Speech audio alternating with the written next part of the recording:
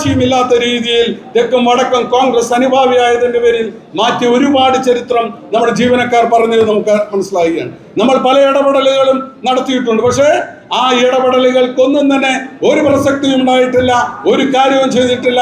നമ്മുടെ ജീവനക്കാരെ ദ്രോഹിക്കാൻ പറ്റുന്നതിന്റെ പരമാവധി ദ്രോഹിച്ച ഒരു ഗവൺമെന്റ് ആയിരുന്നു കഴിഞ്ഞ ഗവൺമെന്റ് എന്നുള്ളത് നമുക്ക് കാണാൻ വേണ്ടി സാധിക്കുകയാണ്. എന്തിനേറെ പറയുന്നു, പിണറായിയുടെ വീട്ടിന്റെ മുമ്പിൽ പോലീസ് ഇന്നലെ ഏഷ്യാനെറ്റിലും മറ്റ് ചാനലുകളും വന്നു. പിണറായിന്റെ വീടിന് മുന്നിൽ 2 മാസങ്ങളായി ഒരു പോലീസ് ജീപ്പ് കിടക്കുകയാണ്.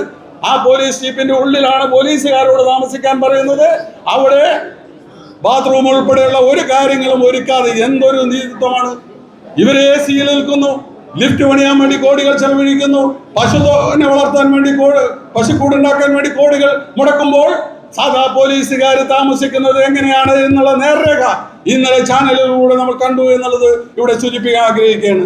അതുകൊണ്ട് പ്രിയപ്പെട്ടവരെ, നമ്മളുടെ അധികാരം എന്ന് പറയുന്നത് ഞാൻ നേരത്തെ സൂചിപ്പിച്ചതുപോലെ അധികാരം ഉപയോഗിക്കുമ്പോൾ ആവശ്യത്തിനും കാര്യത്തിനും മാത്രമായി ഉപയോഗിക്കുക, അല്ലാതെ മറ്റൊരു രീതിയിലേക്ക് നമ്മുടെ പ്രവർത്തനങ്ങൾ പോയാൽ ഇപ്പോൾ അനുഭവിക്കുന്ന അഹങ്കാരം, ധാർഷ്ട്യം, ഹുങ്ക്, അതാണ് ഈ കഴിഞ്ഞ തെരഞ്ഞെടുപ്പിൽ CPM-ന് പറ്റിയത് എന്ന് നിങ്ങൾ മനസ്സിലാക്കണം.